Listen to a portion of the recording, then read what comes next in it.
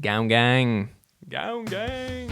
Hello all of you little demons, Jules here for WhatCulture.com, back again with another episode of the awesomely named and awfully hosted Choose Your Own Adventure, the weekly medieval themed format where I, the crown jewels of WhatCulture.com, take a list chosen by you, yes you the person sitting here in their dressing gown very early in the morning, and I bet you're wondering why. Why are you wearing this absolute bearskin of an outfit?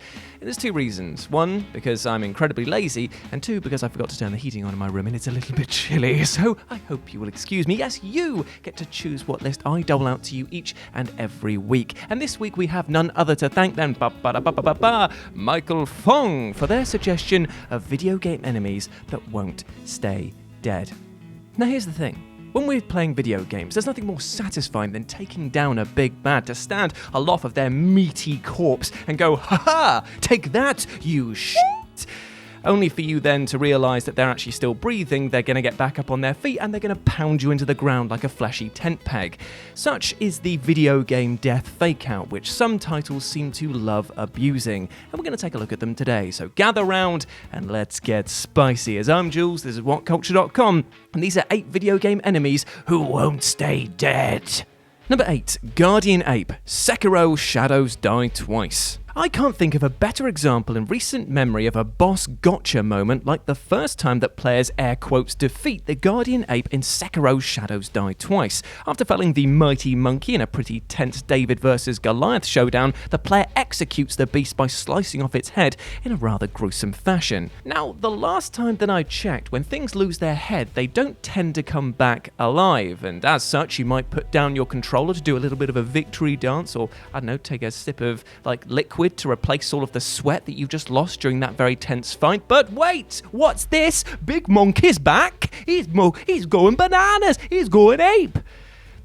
I wish it was as funny as that. Yes, the Guardian makes a right monkey out of you by getting back up for a second round and even picks up the sword that you decapitated it with in an almost mocking gesture. Oh, cheers, fella. That was a mighty itch I had in my neck. Have your penknife back. With gusto. What ensues is a boss battle where all of the previous moves now have different wind-ups, animation steps, and indeed range, flipping everything that you thought you knew about this boss quite literally on its head. Ha ha. Worse still, even after defeating this boss in this form, it comes back again later on in the game for another tussle. God damn it, you dirty ape, get in the ground! Number 7, Solomon Grundy, Batman Arkham City / Arkham Knight. So the moment that players were introduced to Solomon Grundy in Batman Arkham City was basically a moment that divided the player base in two. On the one hand, you had people that were very excited about it, going, "Oh boy, gee willikers, I can't wait to take on this gargantuan zombie-looking fella. It's sure going to be a tense boss battle, for sure it is." I don't know what accent I was doing nor what time period I was from there, but either way, they were very excited. And on the other side were basically Batman fans who knew what Solomon Grundy was and said something along the lines of, "Oh, this is gonna suck." Solomon Grundy may have only gotten one appearance in the Batman franchise as a boss battle, but don't you dare go thinking that you've managed to fell this beast after the encounter. Now, I know you might think that crushing the heart of this giant like it was a stress toy in your, Batman, would end Solomon's life for good, but there's just one teeny tiny problem. Much like hardcore music, Solomon Grundy can't die. Cursed to rise from the grave again and again, Solomon Grundy is one of the most terrifying DC villains ever. And while his origin story and general existence might be something incredibly sad, it's the destruction that he can cause that will really make you cry. Therefore, it made players shudder to their core when they found this little Easter egg nod to Solomon Grundy in Arkham Knight, a sort of ritual site with Solomon at the centre, implying that either the beast was once again risen from his grave to cause terror, or that his followers were seeking him out to use his power for some nefarious means. Either way, one thing is for sure, Solomon Grundy, he ain't dead. Number 6, Zombies, TimeSplitters franchise. Right, so I know that there are tons and tons of video games who use tough zombies as their kind of bread and butter enemies, but I will never turn down an opportunity to talk about the glorious franchise that is TimeSplitters. And to be honest, their undead section of characters that you can play as in these games is so large that you might actually think you've stumbled into a real-life zombie apocalypse. From zombified soldiers through to horrifying shambling corpses, even down to a sorry-looking manky monkey or two who's swapping bananas for brains, TimeSplitters absolutely loves itself a good reanimated rotter. However, before you think that these shufflers are going to be a pushover, you might be surprised to see that they shrug off bullets like you were firing bloody peas at them, often slumping over only to rise to their feet again and again. This can turn situations like the Notre Dame level in TimeSplitters 2 into a supremely tense and claustrophobic affair, as your shots only seem to slow the inevitable rather than stop it outright. Well, it's here, my friends, that we should start using our heads and start shooting them in theirs. James? James, what are you doing, friend? Not now. James, put down the gun. Put down the gun, James. I'm unarmed. Fool! I also have a gun. With a well-placed shot between the eyes, you can down these abominations for good, even removing their head entirely if you hit it with enough force. Yet for those firing with panic rather than precision, they'll soon be joining the ranks of the living dead. Or as I like to call it, people who haven't had their coffee in the mornings.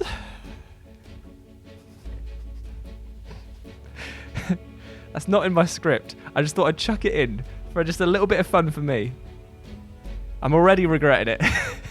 Number 5. Wild Dog, Time Crisis. Upon witnessing the fiery and rather explosive end of the original Time Crisis game, you might be thinking to yourself that Wild Dog, the mercenary with a heart of TNT such as his love for the bloody mechanic, has perished in a rather explosive demise. But you'd be wrong. Because it makes it all the more surprising to see his cheeky little face reappear in Time Crisis 2. No matter, we'll put this dirty dog down old Yeller style for sure this time, right? Oh, he's back in Time Crisis 3. And 4. Okay, what the hell is going on here? It really seems that you can't keep a wild dog down because this trenchcoat-loving twat appears in every mainline Time Crisis game, despite always seemingly dying in explosions after his boss battle. It's actually turned into a bit of a running joke that even the developers have had a giggle with, suggesting that he rebuilds his body after each battle, or perhaps even escapes from hell itself each and every time he wants to do the dirty with you. I'm sorry, what? Did I skip about 30 pages? I understood the first part about him rebuilding his body slightly, but escaping from hell? What the hell is this game? They say you can't teach an old dog new tricks, but the ability to fake your own death so well so many times over is surely one that I'd like to be able to bust out at an awkward dinner party. Thanks for inviting me over, guys. It really is nice to get out of the house. Welcome to our humble abode, Jules. May I interest you in some onion and spam? Oh, that's nice. Thanks. I don't feel too good.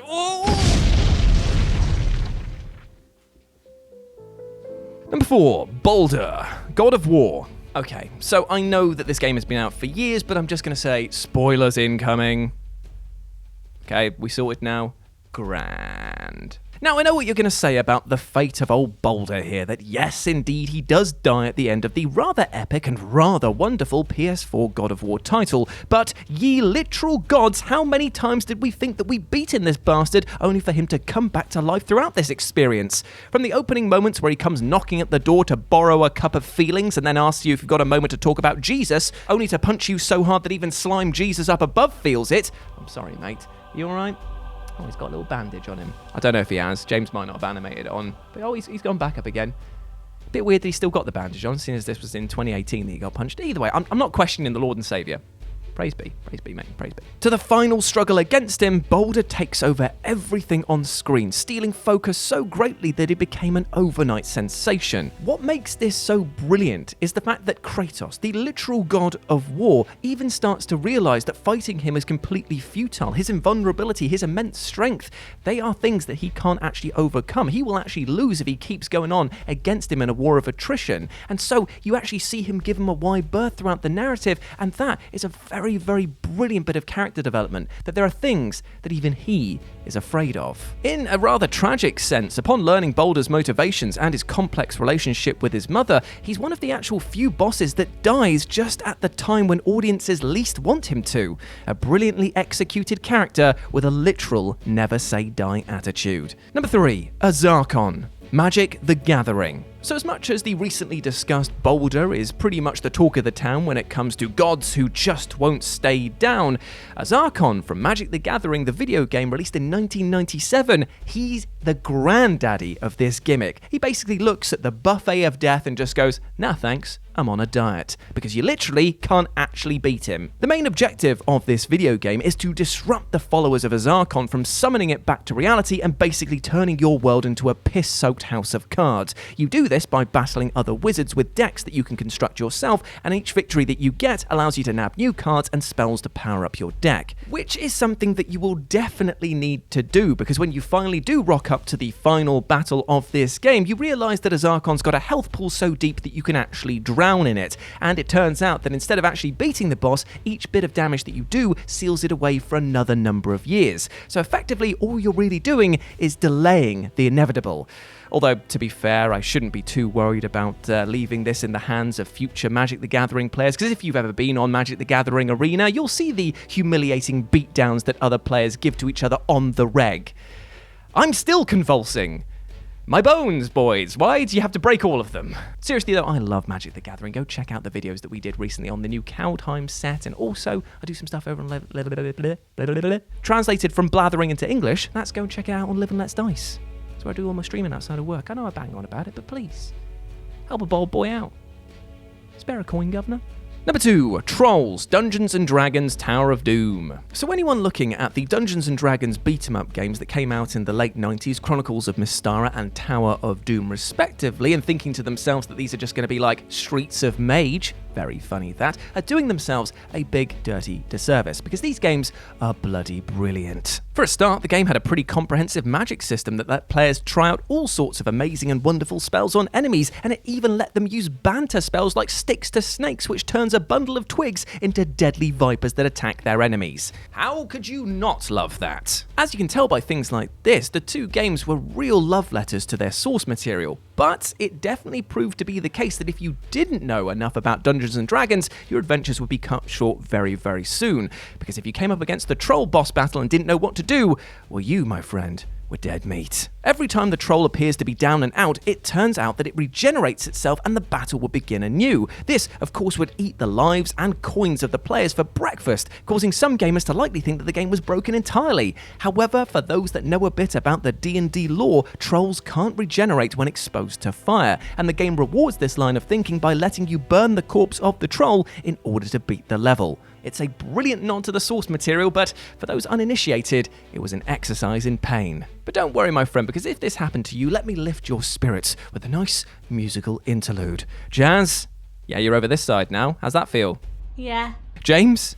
Are you ready? Yeah. Good, because we're about to slay the troll the only way I know how, with epic metal. Burn the troll! Slay the troll! Die, please. And number 1, Crunch Bandicoot, Crash Bandicoot Wrath of Cortex. And so we end not only on a boss that couldn't take a bloody hint, but also from a game that should have been laid to rest the moment that somebody started developing it. Of course, we're talking about Wrath of Cortex. I hate this game. I hate it. The widespread loathing for Wrath of Cortex is pretty well known by now, and you know what, it's not without merit, thanks to the insanely long loading times, terrible driving sections, schizophrenic parading of new ideas, and a desperate attempt to see what sticks with none of it sticking, and of course, the weird decision to make all of the game's boss battles focus on just one character, Crush Bandicoot. Now, on paper, there's actually a lot to like about Crush, seeing as he's the ideal version of what Cortex always wanted to create with Crash Bandicoot, but failed dramatically. He's strong, he's tough, he's resourceful, but unfortunately, he's so bloody bland. And that means that every single time that you fight him in a boss battle, you just grit your teeth because you know to yourself, oh goody, I've seen him off, only for him to come back around in another 5 levels or so. Whoopee! Fan-dabby-dozy!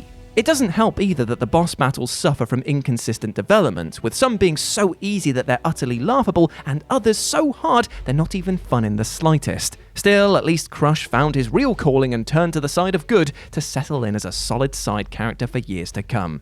Bless you, mate, you're rounding out the pack. And probably always the last person that people select whenever you come up in multiplayer games. Hey.